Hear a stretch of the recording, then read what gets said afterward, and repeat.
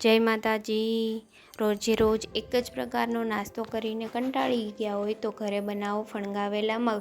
એ માટે મગને મેં 4 થી 5 કલાક પાણીમાં પલાળી દીધા છે અને ત્યારબાદ પાણીને નિતારીને આવી રીતે પોટલી બાંધી દીધી છે કોઈપણ કપડાથી।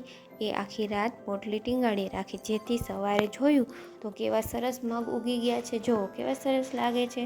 આ મગને તમે અલગ અલગ રીતે ટ્રાય કરી શકો છો, અલગ અલગ ડીશ બનાવી શકો છો।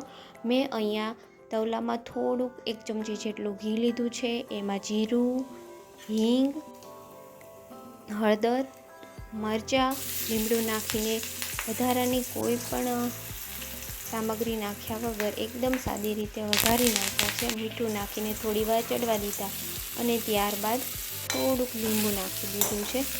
2 મિનિટ સાંતળી નાખ્યા એટલે તૈયાર થઈ ગયા મગ। જો કેવા સરસ લાગે છે। જલ્દીથી બની જાય એવા અને પ્રોટીનનો ભરપૂર ખજાનો। આને તમે અલગ અલગ રીતે ટ્રાય કરી શકો, ટિક્કી બનાવી શકો, પુડલા બનાવી શકો, ચાટ બનાવી શકો, ભેળ બનાવી શકો।